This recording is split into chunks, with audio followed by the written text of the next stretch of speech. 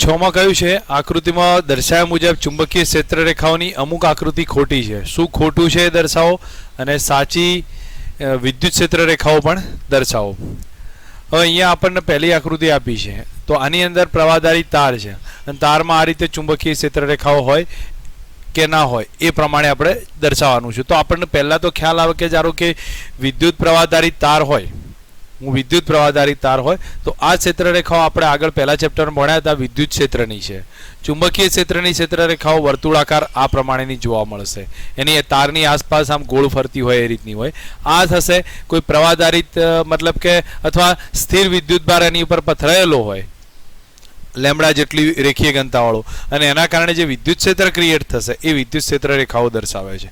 આપણે શોર્ટમાં સમજીને લખવાનું છે, વર્ડ ટુ વર્ડ કદાચ લખાય નહીં તો ઠીક છે, કોઈ વાંધો નહીં, પણ આપણને સમજ આવી જવાબ. તો આ આકૃતિ શેની બતાવે છે? અનંત લંબાઈનો વિદ્યુત ભારિત તાર હોય એના વિદ્યુત ક્ષેત્રની દર્શાવે છે. વિદ્યુત ચુંબકીય ક્ષેત્ર રેખાઓ છે વર્તુળાકાર જોવા મળશે. તો અહીંયા સમજીને લખી દઈએ છીએ. ચુંબકીય ક્ષેત્ર રેખાઓ છે એ બિંદુવત ઉદ્ગમમાંથી નીકળતી ના હોય, બરોબર, એમનું ચુંબકીય ફ્લક્સ શૂન્ય હોય છે અને ચુંબકીય આ ક્ષેત્ર રેખાઓ પૃષ્ઠમાં દાખલ થાય એટલી જ બહાર નીકળતી હોવી જોઈએ. આપણે સિમ્પલ એ સેન્ટેન્સમાં લખીએ અથવા અહીંયા સમજાવ્યું છે એ પ્રમાણે લખો તો બી કોઈ ફરક નહીં પડે. અમને એ જ રીતે કહ્યું છે કે ભાઈ આની અંદર આપણે બંધ પૃષ્ઠ લઈ લઈએ તો પહેલાં તો બિંદુવત ઉદ્ગમમાંથી નીકળતી ના હોવી જોઈએ, બરોબર, ચુંબકીય ફ્લક્સ શૂન્ય હોવું જોઈએ. અને અહીંયા જે બતાવ્યું છે એ ચુંબકીય ક્ષેત્ર રેખા નથી. શેની છે? તો વિદ્યુત પ્રવાહધારિત વાહક તારની ચુંબકીય ક્ષેત્ર રેખાઓ છે. નેક્સ્ટ આ આકૃતિ આપી છે. હવે આ ક્ષેત્ર રેખાઓ એકબીજાને ક્રોસ થાય છે. ક્રોસ થાય એવું ના હોવું જોઈએ, કારણ ક્રોસ થાય તો બે સ્પર્શક મળે, બે દિશા મળશે. તો આ પોઈન્ટને ધારી લઈએ તો અહીંયા આ વિદ્યુત ચુંબકીય ક્ષેત્રની આ દિશા છે ને આ દિશા છે, એવું શક્ય ના હોય. બે દિશા ના હોય, પ્રોપર એક જ દિશા હશે તો ક્રોસ ના થાય. બીજી વસ્તુ અહીંયા બંધ ગાળા બનાવે, જ્યારે પણ કોઈ બંધ ગાળો બનાવે તો એના વડે ઘેરાતો પ્રવાહ હોવો જોઈએ, બરોબર. તો અહીંયા બાકી એ સિવાય બંધ ગાળા નહીં બને. તો અહીંયા આના વડે ઘેરાતો વિદ્યુત પ્રવાહ બનતો હોવો જોઈએ તો એના માટે બંધ ગાળા બનાવશે. તો અહીંયા એવું કોઈ છે નહીં, તો એનો મતલબ કે આ આકૃતિ પણ ખોટી પડશે.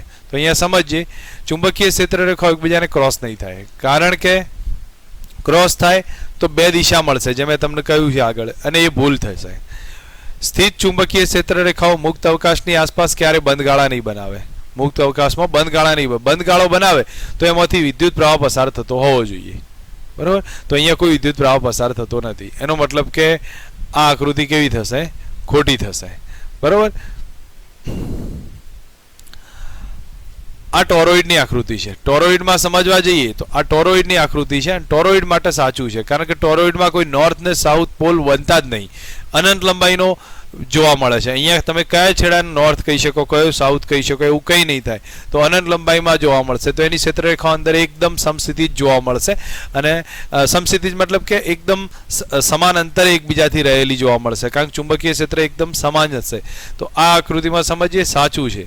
ટોરોઇડ બંધિત વિસ્તાર છે. અહીં બંધ ક્ષેત્રરેખાઓ એક સરખી જોવા મળશે અને કારણ કે પ્રવાહધારિત વિસ્તાર એને ઘેરાયેલો હોય છે. તો આ આકૃતિ સાચી હશે. શોર્ટમાં લખી દો, આ ટોરોઇડની આકૃતિ છે.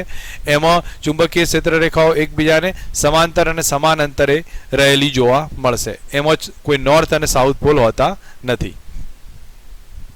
હવે આમાં સમજીએ તો આ સોલેનોઇડની કન્ડિશન બતાવી છે, પણ સોલેનોઇડમાં આ ટાઈપનું જોવા મળશે.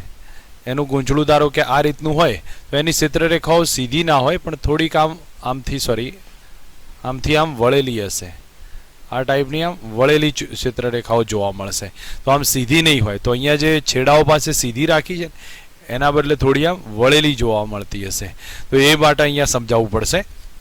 તો અહીંયા લખ્યું છે ખોટું છે, કારણ કે સોલેનોઇડ વડે ક્ષેત્ર રેખાઓ છે એના છેડા પર ને બહાર એકદમ સીધી ન હોઈ શકે, જે એમ્પિયરના નિયમનો ભંગ કરે છે. થોડી વળતી હોવી જોઈએ અને અંતમાં ભેગી થઈ આમ થઈને આમ બંધ ગાળા રચતી હોવી જોઈએ. આ પ્રમાણે અહીંથી નીચેથી બંધ ગાળા રચશે. ઓકે, તો આ આકૃતિ ખોટી થશે. સમજ રાખો. અહીંયા આની અંદર આપણે એટલું કહી શકીએ કે આ સોલેનોઇડની જે આકૃતિ છે એમાં ક્ષેત્રરેખાઓ સીધી ના હોઈ શકે, થોડી છેડાઓ પાસે વળેલી હોય અને પછી છેલ્લે બંધ ગાળા રચતી હોવી જોઈએ. આ કન્ડિશન બતાવી છે. તો આની અંદર સમજીએ તો આ આકૃતિ સાચી છે. ગજિયા ચુંબકની આકૃતિ છે, જેમાં આપણે અહીંયા સમજી શકીએ છીએ કે ઉપર નોર્થ પોલ છે, જેથી કરીને શું થાય? ક્ષેત્રરેખાઓ બહાર નીકળે છે. આ સાઉથ પોલ છે, ક્ષેત્રરેખા અંદર થાય. જો આ સીધી આપી હોય તો ના થાય, પણ અહીંયા સહેજ ત્રાસી છે. તો આ સિચ્યુએશનમાં બંધ ગાળા બની શકે છે આમથી આમ થઈને. તો આ આકૃતિ ગજિયા ચુંબકની સાચી છે.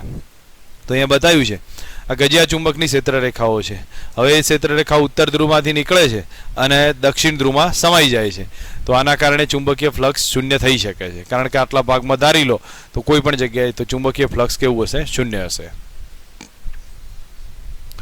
ઓકે, અહીંયા બતાવ્યું છે તો આ આકૃતિ ખોટી છે. કારણ શું તમે સમજો કે અહીંયા જ આમાંથી બધી ક્ષેત્રરેખાઓ બહાર જ નીકળે છે. આમાંથી એ બધી ક્ષેત્રરેખા બહાર નીકળે છે, જ્યારે આની અંદર બધી ક્ષેત્રરેખા દાખલ થાય છે. આ એક ધન પ્લેટ અને ઋણ પ્લેટ ગોઠવી હોય તો એનું વિદ્યુત ક્ષેત્રની આકૃતિ દર્શાવે છે, બાકી ચુંબકીય ક્ષેત્રની આકૃતિ નથી. કારણ કે ચુંબકીય ક્ષેત્ર ધારીએ તો અહીંયા હું બંધ ગાળો લઉં તો આના કારણે પસાર થતું ફ્લક્સ ઝીરો ના થાય, કારણ કે બધી ક્ષેત્રરેખા બહાર જ નીકળે છે. આમાં ધારો કે હું લઉં તો આ એ ઝીરો ના થાય, તો એનો મતલબ થયો કે આમાં બધી ક્ષેત્રરેખા અંદર જાય, તો આ ચુંબકીય ક્ષેત્રની છે જ નહીં, આ વિદ્યુત ક્ષેત્રની છે.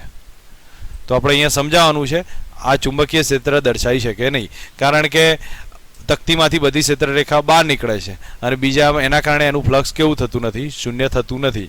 બરોબર. તો આ વાસ્તવમાં કોની છે? ધન વિદ્યુતભારી અને ઋણ વિદ્યુતભારી પ્લેટનું વિદ્યુત ક્ષેત્ર દર્શાવે છે.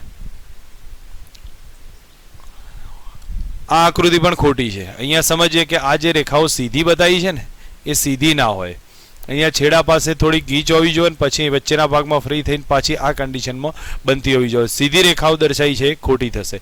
તો અહીંયા આપણે સમજીએ કે એકદમ અંત્યબિંદુઓએ સીધી રેખા ના હોવી જોઈએ, ત્યાં થોડી વળેલી હોવી જોઈએ, એટલે એમ્પિયરના નિયમનો ભંગ થાય છે. આટલી આપણે આકૃતિઓ ચેક કરી છે. દરેક આકૃતિનો બેઝિક કોન્સેપ્ટ ધ્યાન રાખો, તમને ખ્યાલ આવી જશે ક્યાંક ના ક્યાંક એનો ઉપયોગ કઈ રીતે બતાવ્યો છે.